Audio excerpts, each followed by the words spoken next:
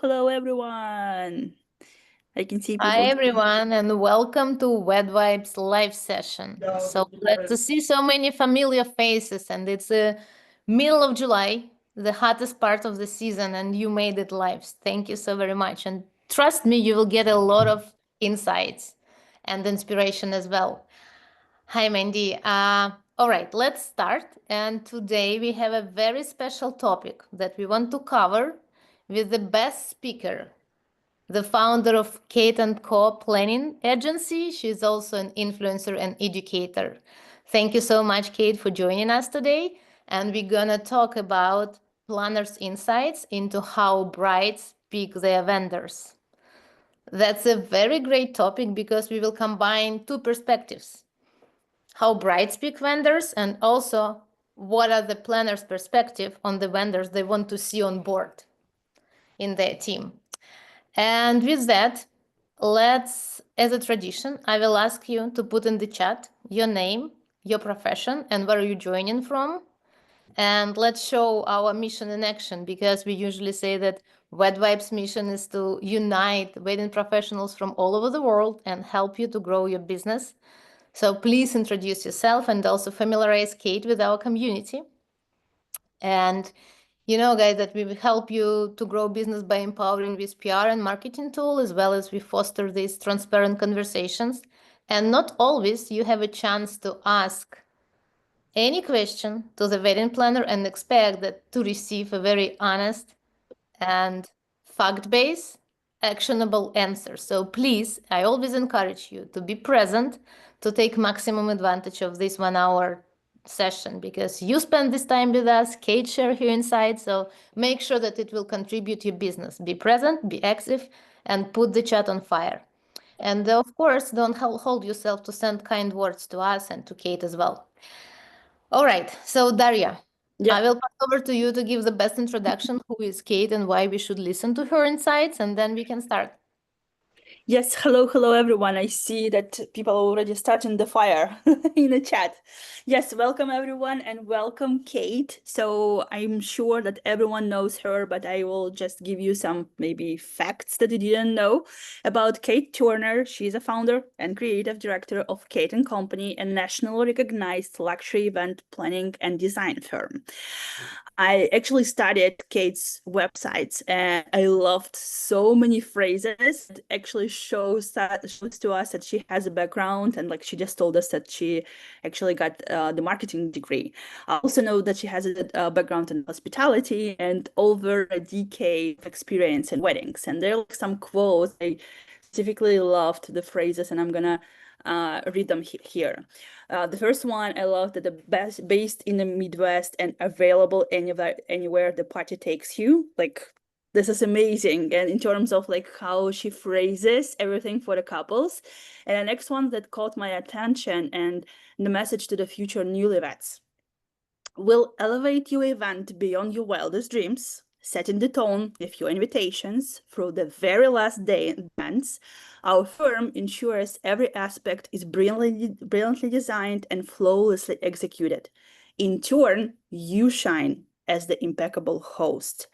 I love it. Like, as a potential bride in the future, I love it how you showcases the whole journey, yet put me in a spotlight, put me as a bride to the center. So today we would love to hear Kate's insights, as Alina mentioned, as a planner with such a great background and experience, and we'll get to know, we'll have this insights how the brides actually pick their vendors. So Kate, welcome. Thank you for finding time during this season.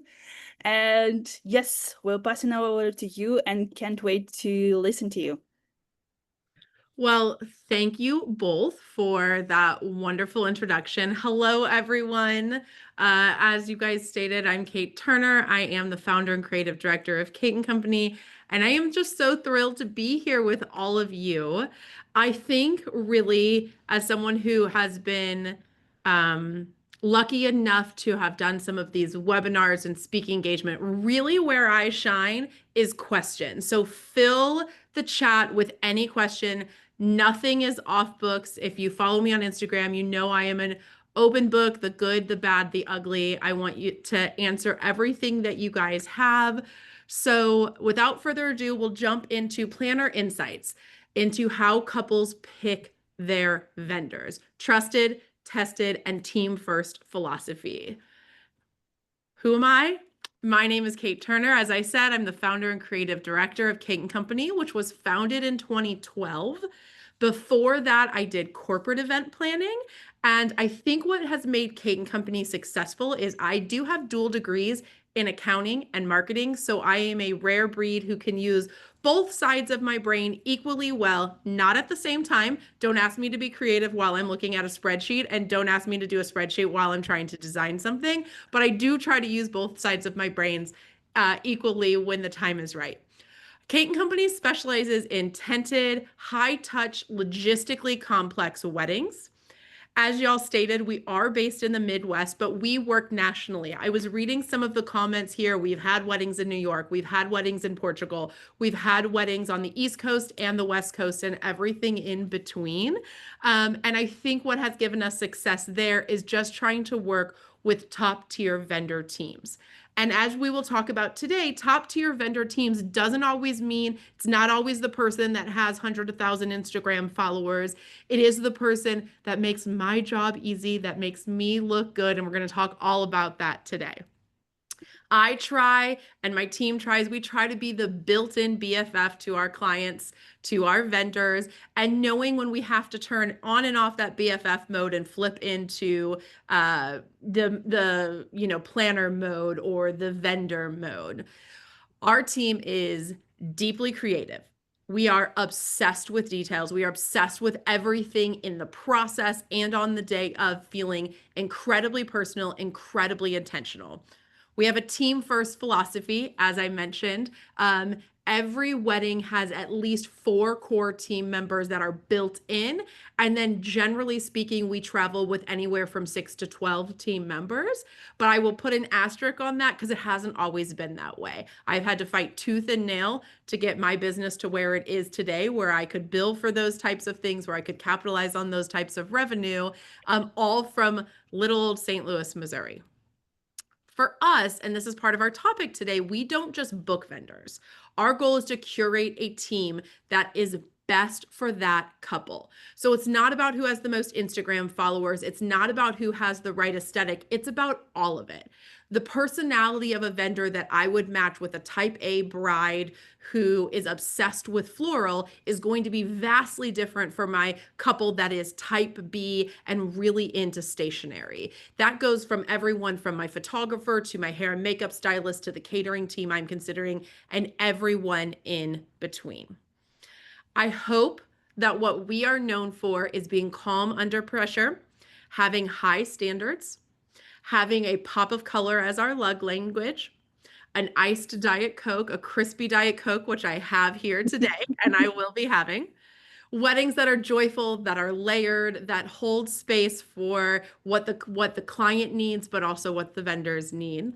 And I think the reason that this topic matters so much is because our couples don't always know what they're looking for. So we, as planners, have a responsibility to guide vendor choices with care. We are looking for a trusted, tested, team first mentality. That is our preference, and it's a necessity.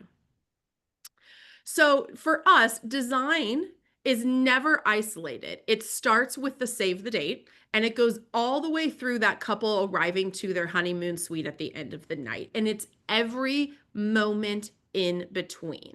It is how I design, how I lay out my conference room table when they come in for a meeting. It is what I have up on the screen when they log into Zoom. It is every touch point with our couples from point A to point Z. We try to make every touch point intentional. So that could be looking at the paper goods. For some clients, it's really diving deep into fashion. For some clients, it's the floor plan, the flow, and the cadence of event. If I'm doing my job correctly, it should be all of the above and then some. So what makes Kate & Company different, and what makes me feel like I am qualified to even speak on this topic? Our team is specialists in Uh-oh, hold on a second. We do have a little video here that I was hoping you all might be able to see. Do I have to press play? Yeah, let's start from the beginning. We saw it moving, like It moved too quickly. it moves, yeah. That's what I get from just for talking too much. So Oh, yeah, we can see it. Okay, perfect. We are specialists in tented celebration and full-scale builds from the ground up. Based off what you guys see on Instagram, this may not be the most over-the-top tented event that you have seen, but when you're working in a Midwest, when you're working in private estates, transforming meaningful places to the couple into a world-class venue, that is much, much harder than, forgive me for all my California friends, but a perfectly laid out venue in Southern California that the tent just goes into the spot that it was built for. The logistics are harder, the stakes are higher. I like to say that our team is proudly putting the Midwest on the map with national level designs and logistics. So that is what makes me feel qualified to talk on this topic, because I've been to your marketplace. I've built a luxury business from a small to mid-sized marketplace, and I've been doing this for many, many years.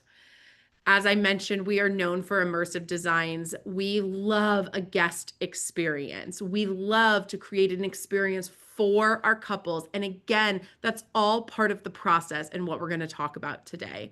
We love a white glove service. We want that and expect that from the vendors we are partnering with as well. Seamless, high touch, every moment from that inquiry to the dreaded forms you're going to send me to fill out on the client's behalf, to the wedding day, and every post follow-up. Every detail has to be connected, it has to be considered, and it has to be customized to the client. Yes. Taking it down, to be talking. So we live in the middle of chaos, in the middle of where that chaos meets creativity, and our ability to lead the design depends on the strength of the team around us. And I don't just mean the Cake & Company team. I mean the vendor team that we are helping our clients book. This session is going to pull back the curtain on how planners truly, actually vet, align, and protect vendor relationships, because seamless weddings are not accidental. So here we are. First up, vibes and replies. This is a planner's point of view, this planner's point of view on vendor selections. Here, clients believe that they are making decisions based on the aesthetics and the accolades, what your work looks like, who has tagged you in work, and where you've been published.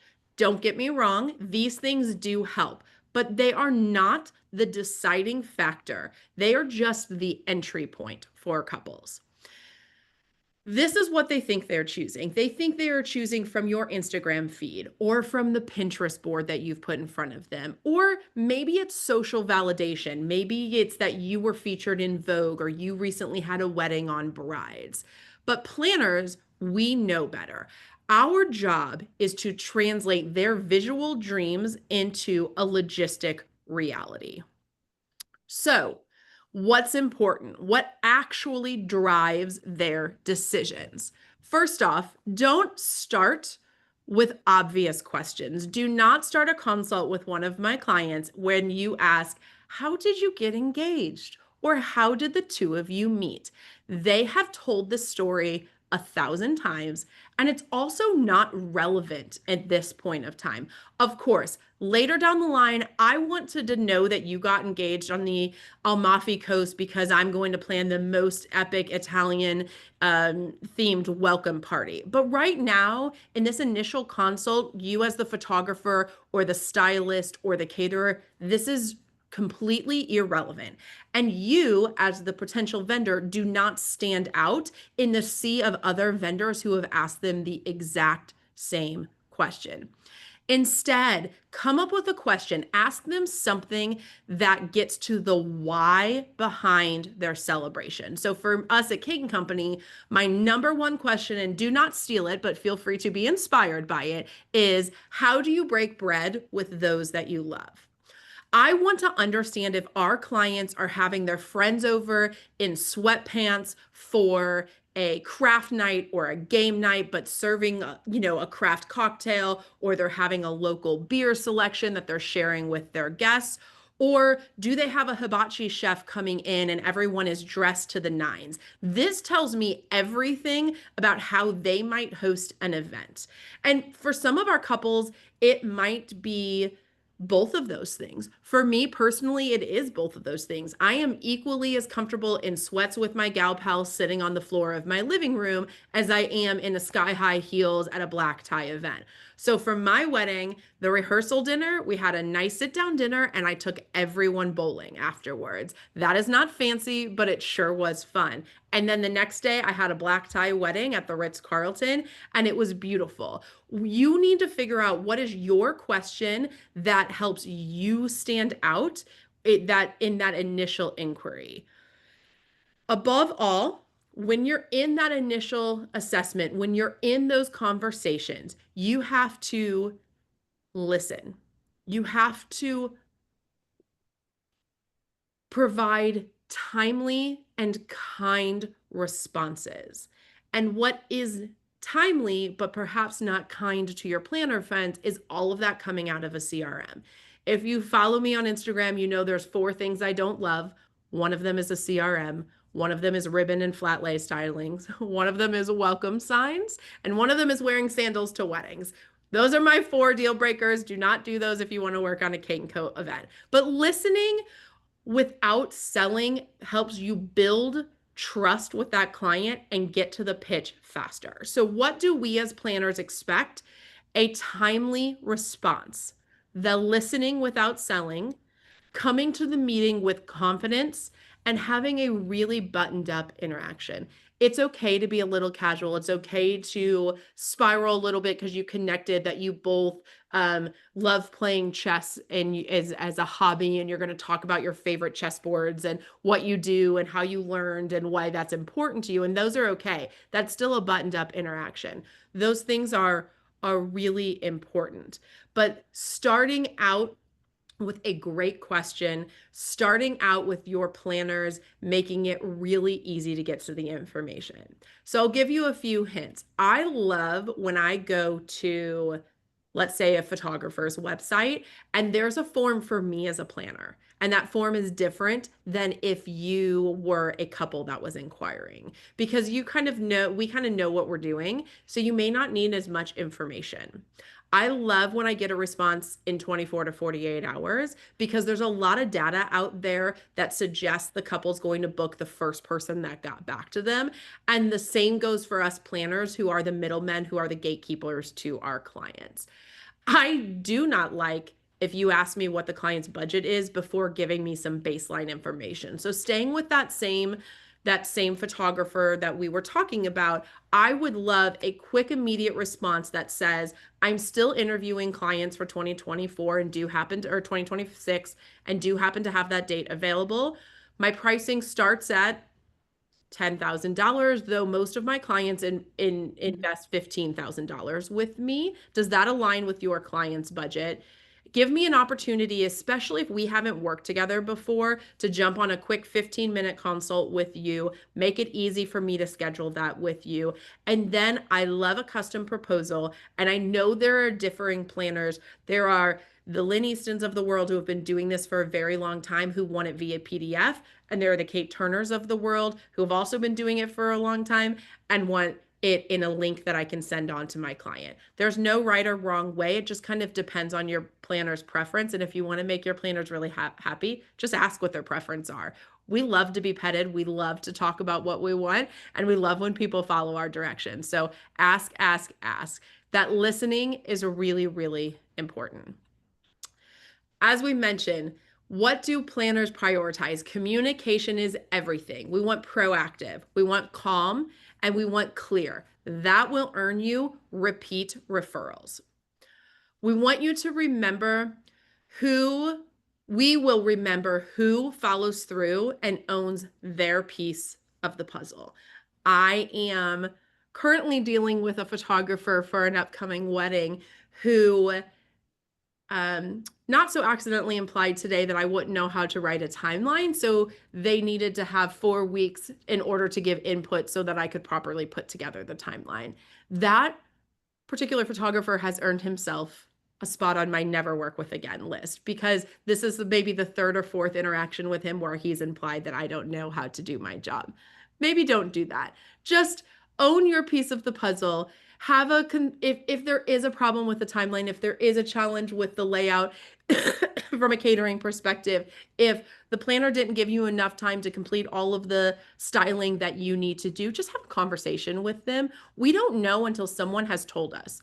The only way that I learned how much time a photographer needs to do family portraits, or how much time a stylist needs to do the let's say bride before the bridesmaids, is because somebody had a conversation with me, a kind and gentle conversation.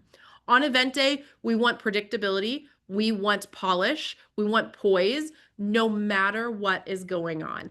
I want to be able to step outside the room and through a gritted teeth smile say, hey, guess what? The timeline's gotten off track by 15 minutes. How can we make this up together? And I would love for that, using the same example, photographer to say back to me, no problem, I can trim family portraits by 5 minutes, and I can trim their sunset portraits by 7 minutes, and we've made up most of the time that we need. I want our vendors to have chemistry with the client, and I want that chemistry to enhance the team dynamic. That to me is pure gold. This industry is built on reputation, and your behavior behind the scenes is what's going to build or break it. A very clear indicator of how that's going for you is definitely going to be, are you getting repeat referrals from planners that you love working with? And if you're not, then there's something going on that maybe you're not self-aware. If you've worked with a planner for the first time, one of the best things that you can do is reach out to that planner and ask for a postmortem. Ask them, can we sit down and can you share with me everything on this event day that you thought went great and the ways that I can improve as a vendor partner to you so that you would consider referring me again. Sit down and do that face to face. And my planner friends that are out there, you are not perfect. I am not perfect. So don't go into that conversation from a place of I'm operating from perfection. You want the same thing. Okay, hair and makeup stylist, thank you so much for taking the time and letting me share what I think could have gone better next time. Can you also share for me what our planning team could have done better next time? Ask them if your timelines are working for them. Asking them if the communication style is working for them, if they're getting answers quickly enough. If you go into those conversations, no matter which side of the vendor table you're on, not operating from a place of perfection, but seeking to improve, seeking to understand where they're coming from. Whether you're a planner, a stylist, a caterer, a rental house, it does not matter. You will have success in the industry. I'd love to share just a little bit about where Kate & Company is at today and some things that I have learned. And I have learned that, hi, it's me, and I am the problem. I am really good at creative. I'm really good at putting together those spreadsheets, but I have learned, especially in the last couple of months, maybe perhaps I'm not the best manager. Maybe perhaps I'm not the best boss, and I need to seek to make changes to my business. So I think sharing this with you will help you get your business into a great place so that you can mold your business into something that a planner would consider referring, because that's our topic for today. I recently hit my breaking point. We were doing 14 events in a year, and that number may sound very normal to some, but I am not in a volume business. For us, the level of service, the level of customization that we offer, 14 events in a year with a team of 4 is absolutely unsustainable. Simultaneous to that, my team was going through a lot of milestones, maternity leaves, sick parents that they were having to care for, weddings, and moving across the country, and all of these themes. So this put me in a position that I went through a 1-month period of experiencing tons of turnover in my team.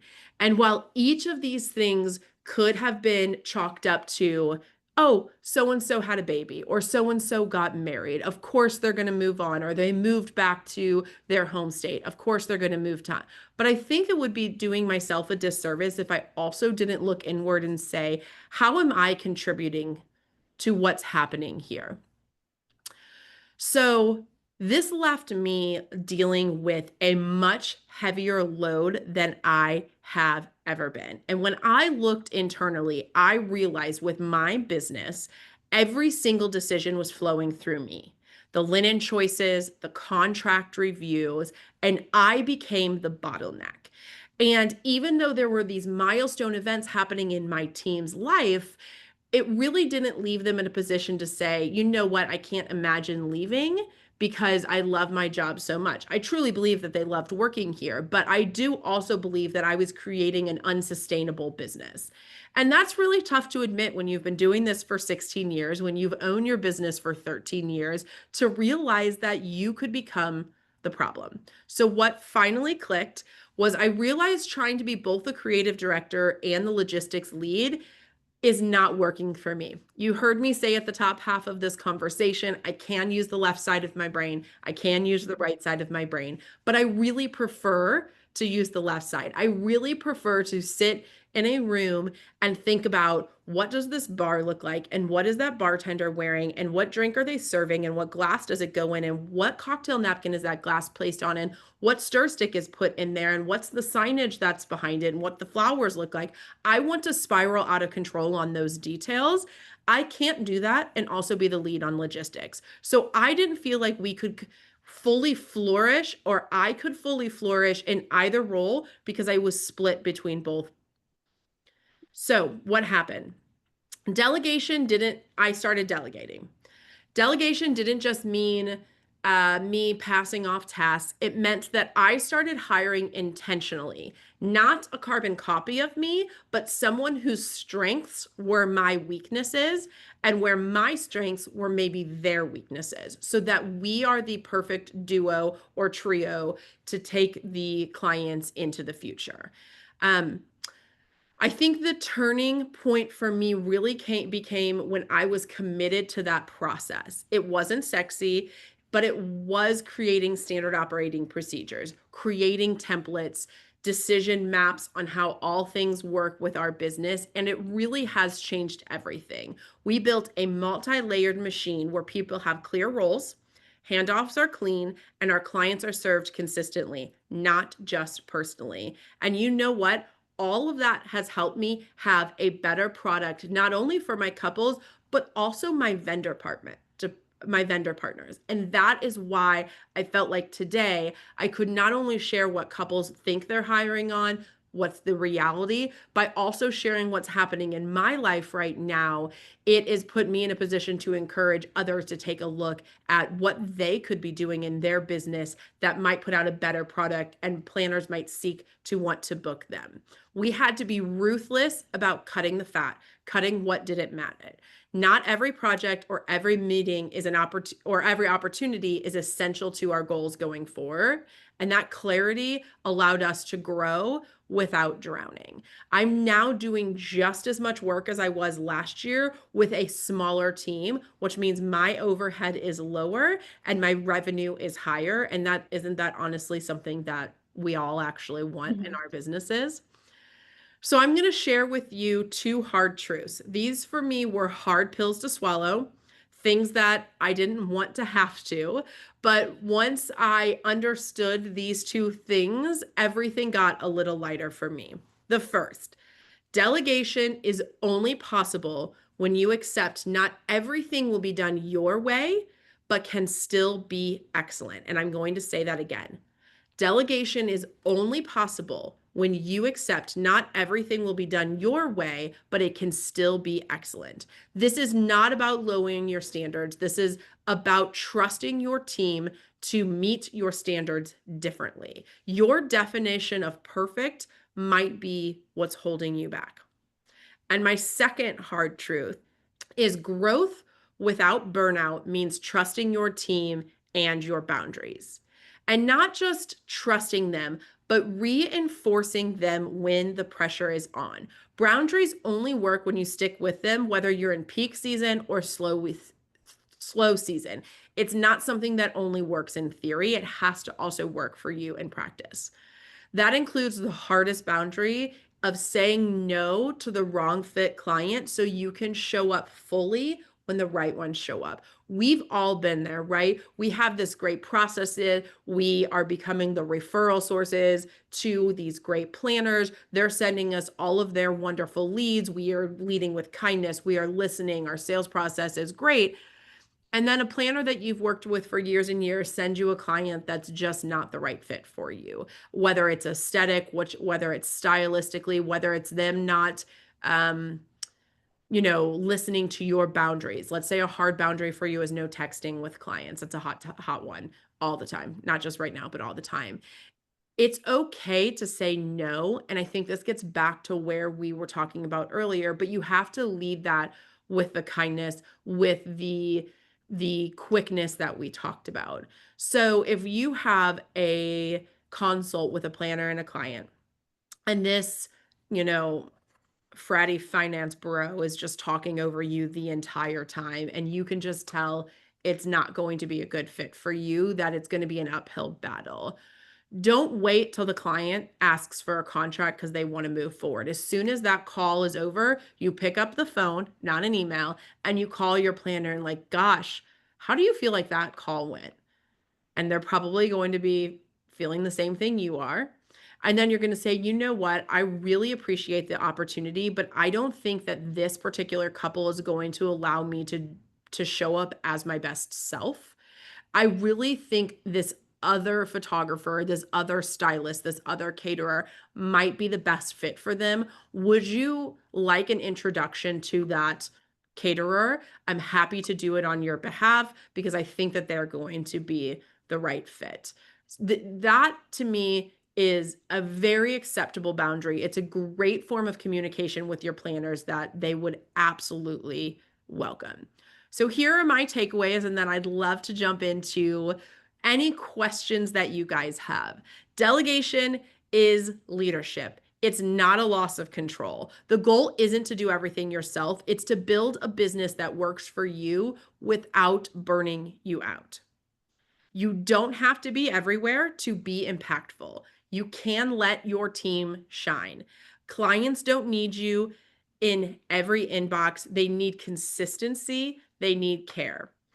Your process can protect your creativity. When you streamline decisions, you set clear roles, and you actually make room, great ideas will flourish. You are allowed to grow past what used to work because just because you used to manage every single detail doesn't mean that you should anymore. And finally, if it feels heavy all the time, if you're feeling like I was 3 months ago, that's a sign. That's a sign. Something is misaligned. You could be the bottleneck, and that's okay because you can fix it. So we were quick today. We went through it because I wasn't reading any of your questions. And now I'd love to dive into any questions that y'all might have. So let me pull this chat up here. Yeah, and we always encourage you to turn on your mic, your camera, so you can have the conversation with Kate. But yeah, I'm gonna start with the first question. It was from Mackenzie. Then you were talking, Kate, about the initial consultations, the creating the price list. What would you recommend that we ask planners prior to the consult if they could forward info about the couple? I feel like their story gives me the foundation to understand them a bit more and their priorities. This will how the the Okay, that went in and out for me. Daria, you cut out. I think that the question was well read. So Kate, you can go ahead and just take. Absolutely. Yeah. And Mackenzie, if you're available to join me on stage, even if you don't want to turn your camera on, I would really welcome that. I believe that you're a photographer based in Denver. If I'm looking at this, also looks like you provide education and podcasts. And so to reiterate your question, what would you recommend that we ask planners prior to the consult because you like to have their story as a foundation. I think that's great. If that is part of your process, I absolutely welcome you to ask that question ahead of time. So let's say you and I were thinking about working together for the first time. We haven't, to my knowledge, we haven't met, we haven't worked together. So an inquiry from Kate lands in your inbox. Excuse me. An inquiry from Kate and Company lands in your inbox. I think it's great to ask a little bit of detail. So first, I do want to confirm your availability. And I think that there's a way to state that you're available without confirming you're going to do the event, because to me, those are two separate things. And if ultimately the client's story doesn't resonate with you, or it doesn't align with it, or they are not allowing you to hold firm with your boundaries, I think it's okay to turn them down. So I think that goes back to I am still considering additional clients for 2026. I do have their date open. I would love to learn a little bit more about the couple. Could you share X, Y, and Z? And I think this is where in your Google Docs, because I don't love a CRM, you could have maybe 3 or 4 questions that are prompts for you. On the Kate & Co side, we do the same thing when we're trying to qualify a couple. We ask them things like, what of my work resonates with you? Or do they have a location? Or is there a style that they're leaning towards? Right now there's a lot of this direct flash photography versus more light and airy photography, and there's only so many photographers who can do both. So I think asking a few questions about their story is great, but I would make them hyper specific. I wouldn't say what is their story, but that question we talked about that you can come up with for yours. So for you, it could be, okay, so I see what you're saying. You don't want them to repeat it and have told them because they've told the story a million times, but you'd like that information. If you like that information, absolutely ask it. I'm just giving you a very real, unfiltered opinion that if that's the first question you ask my couples, I'm internally rolling my eyes because I want something a little bit more interesting to be asked to our couples. Also ask that question, but ask them what's the best hotel lobby that they've ever visited, or if there's a restaurant that everyone knows their name, or if their birthday was tomorrow, where are they going to eat and what are they ordering? I'm a foodie, so I love to understand where people dine because I like to break bread with my clients. That's my whole thing. So I'm going to ask a lot of food related questions. For you, I just think that you could dive a little bit deeper into finding out their story without asking a question that everyone else has had. And at the end of the day, if you want to ask that question, you go right ahead. I'm just here to tell you as a planner, you will get lost in the sea of everyone else asking that same question. And that's my brutal honesty. And please don't hate me forever for giving it to you.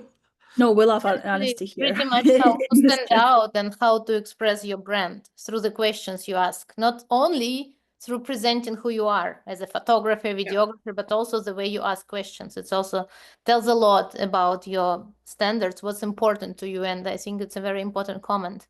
Yeah. All right. So there are a Yeah. couple of questions about, let's say, Kate, you have vendors who you've been working with and they know your standards. You have already workflow. We're not touching this part.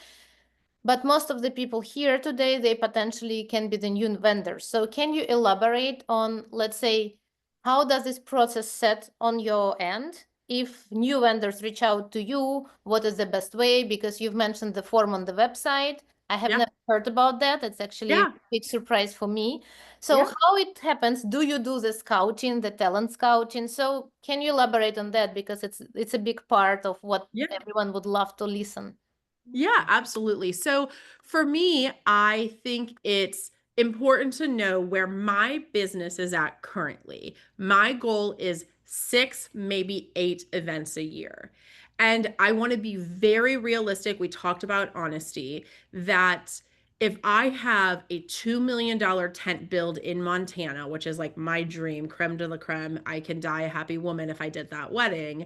it's probably going to a trusted vendor. It is, you have to imagine my best leads are probably going to start with somebody I know. So what becomes available, and I have to imagine other planners are similar. So you're going to get the other half of my weddings where maybe there's an opportunity for me to explore somebody new. Maybe I'm going into Charleston, which I haven't worked at in a really long time, and I'm looking for a great vendor. And maybe my client's budget is $250,000. So some of the vendors I'm used to working with who bill $30, $40, $50,000 on photo and video aren't going to be right fit for that client, right? Those are the types of clients. So being really realistic about what types of clients I'm able to give to new vendors. The way that I currently operate is I do love a DM because I answer everything on my social media, every DM, all of that is me. Yes, of course, I have a social PR firm. They handle things for me, but that's all me. You will really get to know me. I don't ask, hey, I am so and so, I'm based here, this is my work, could you consider referring your clients to me? I want organic interactions. I want a, hey Kate, I love Diet Coke too, or hey Kate, I saw you were looking for the best vanilla latte earlier this week. If you ever happen to be in Austin, Texas, where I'm at, I would love to treat you to my favorite vanilla latte. Because what happens for me is one, the more you're popping up in my comments or my DMs, the more your name is going to be top of mind for me.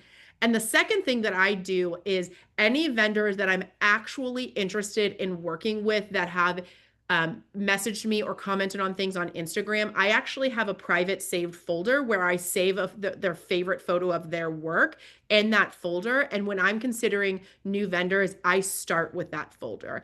I have tried spreadsheets. I've tried to track all the cool things that people in this industry do. And for my left side creative brain, that doesn't work great for me. So to me, it all starts on social. I do think that emails can work. They do work for some wedding vendors, some planners, and I'm okay with that. I don't want to get inundated after this call with 300 emails of people who want to work with us, but I think that there are certain situations that works great. For example, I have a wedding coming up at a very famous venue, one that everybody here has heard of, and I have that particularly challenging photographer that I'm working with that I mentioned earlier. I don't want everyone to try to figure out who this is, so I'm purposely trying to feel vague. I had shared that in confidence with a friend that is an industry friend, but not someone I've worked with more than one time. So we got to know each other, but we haven't worked together a ton. They got back to me and said, hey, look, I've checked my schedule. I can be in that area for you those dates, and I would love to capture some detail shots for your team if you don't think that would ruffle feathers with the team the couple has hired, and if that would be something advantageous to you for your portfolio. Wonderful email interaction. Loved it. We kind of know each other a little bit, and they're offering to do me a favor. I think that's wonderful. And I would love to just really quickly just go back and mention this came up at Engage. I don't know if you were in Lynn's talk when she was talking about the planner to photographer relationship, because that's a tough relationship. What I thought was beautiful about what she did is she took a photographer that she works with regularly now, whose name's escaping me, and went back and looked at the very first email interaction she had that photographer and the length of time, the number of interactions she had with them until she booked her first event.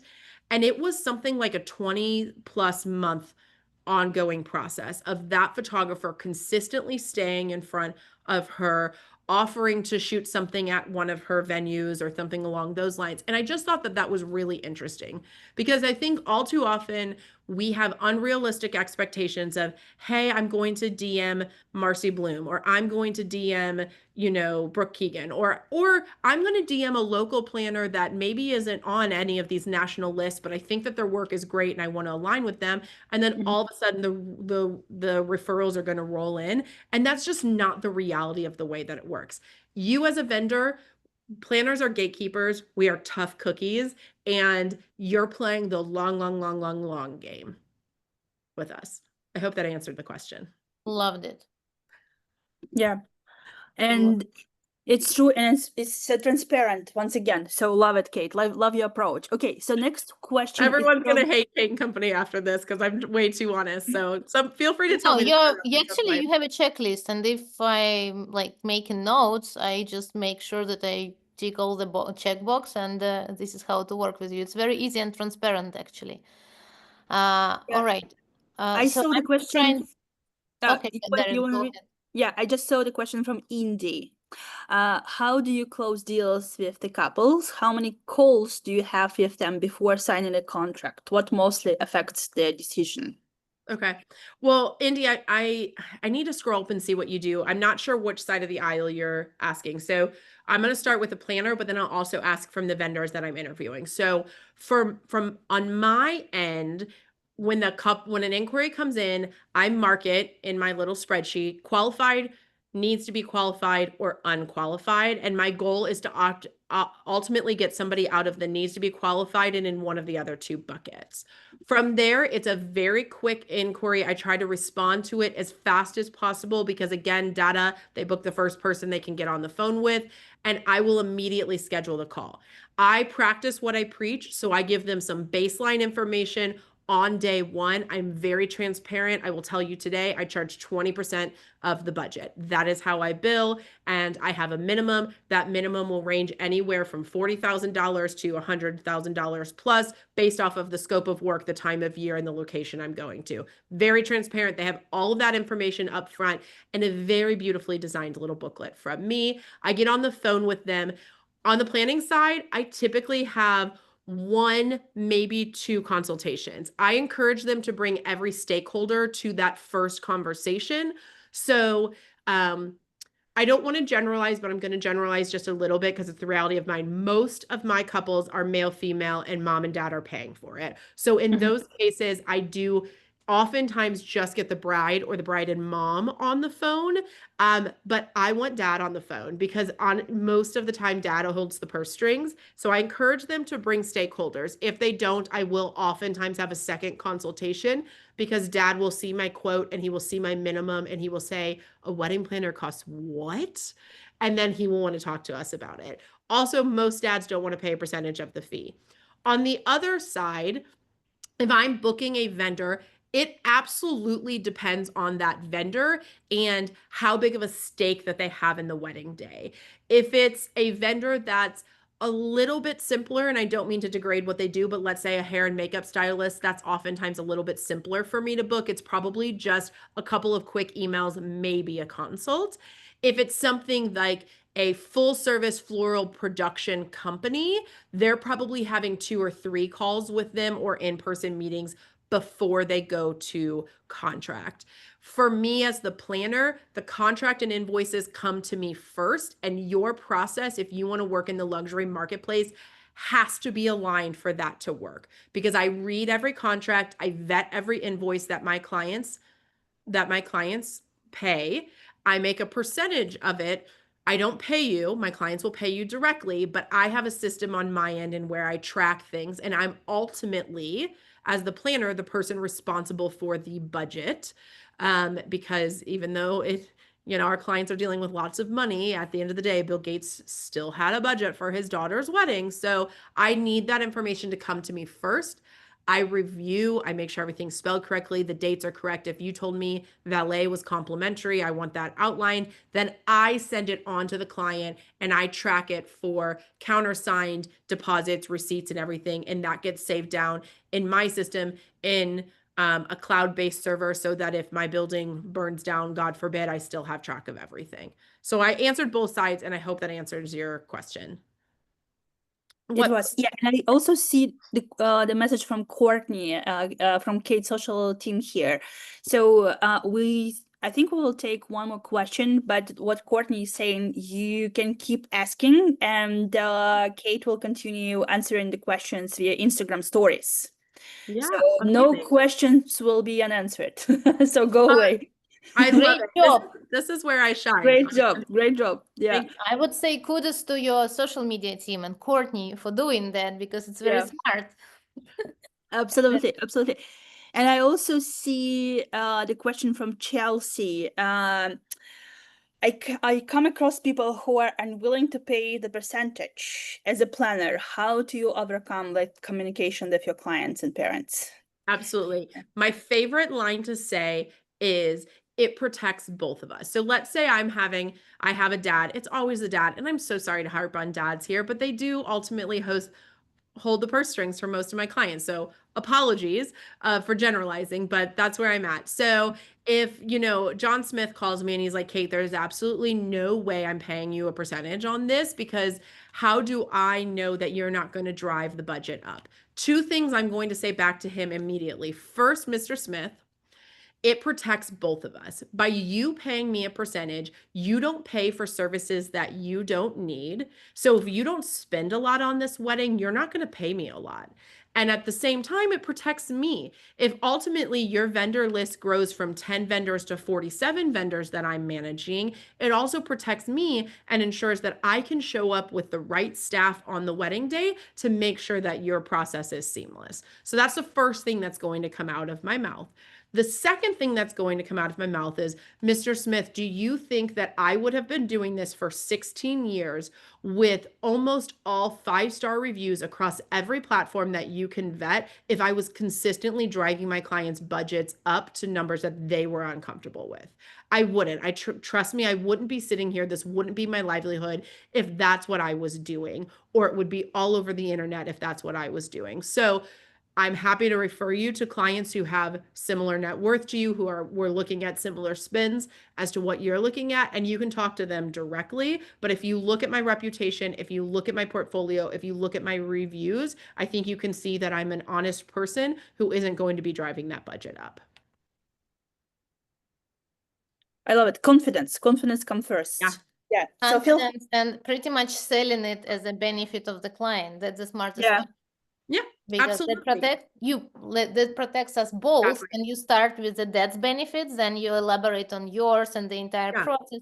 That's genius. And I think that everyone who listened carefully, maybe write it down, totally can play with it, modify, but Yeah. that's a great start. That's a great fishbowl. The other thing, I have like 2 other things that I usually go, especially if dad owns a business or is involved in because my best clients, I know this, are 2nd or 3rd generation business owners. Grandpa started a business, dad is running it, dad's daughter is getting married. Those are my best clients. They're not the names that you recognize. And so I would say to him that it makes my markup very transparent. As you know, most businesses, they have markup anywhere from 40% to 200%, depending on what you're looking at. Mine is only 20, and it's completely and utterly transparent to you. So if they're a business owner, you can start talking to them business-wise. It's very transparent what my margins are, rather than me taking a contract and turning a $100 linen into a $500 linen. And then the other thing that I think can be like really helpful, especially if you're trying to transition this way, is, and this is what I did over the course of 3 years, is build in a minimum and build in a platform, like a maximum. So my percentage is going to land somewhere between $10,000 and $20,000 based off of what you spend. At $20,000, you're all in. You can keep spending, but I will have made enough.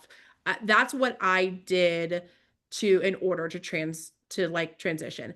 And the last thing that I think can be really helpful, especially for maybe dad doesn't own a business, but he's an educated man, is to say, sir, the last wedding that I planned at a private estate who wanted a tent, I ended up spending 630 hours across 4 people on my team planning it. I promise you don't want to pay me $100 an hour to work on your event like you pay your attorney. So mention how they pay their attorney. You don't want to get an invoice from me every 7 minutes that I'm on the phone with your daughter or with your wife talking about things. This just gives you this is just a little bit easier to absorb. I love the analogy. So you basically speak their languages, something that they understand. And we also have the potential couples here. Alex, was already started. Great to see you today. Saving up. Right. Let's wrap it up. I see that questions are still coming, and I hope that Courtney and the team are collecting them for your Instagram stories. Yeah, absolutely happy to. Thank you so very much, because you're not only a great planner on the storefront, meaning your Instagram feed right? But also how you unfold your approach, because that's a big part why couples choose you.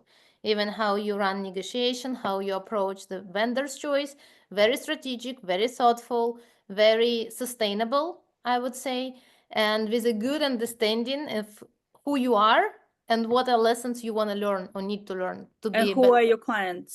better yourself. Yeah. So that's a triangle of excellence: who you are, your clients, and your partners. You pretty much nailed it, and thank you for shaping such a great deck, because there was a checklist for everyone who wants to work, who want to be in the place they want to be.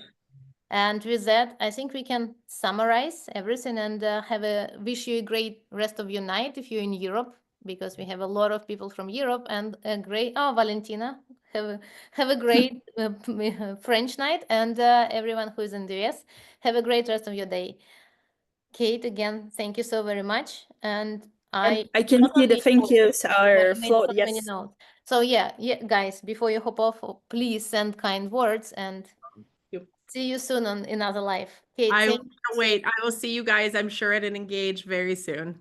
In Yes, thank London, you. London is calling. London is London. calling. I won't be there, but somebody have a fish and chips for me, you know? Yes, somebody have a great time for us. Bye, y'all. Thanks. Thank you. Thank you. Bye. Bye. And we will meet you in the virtual room. Bye, guys.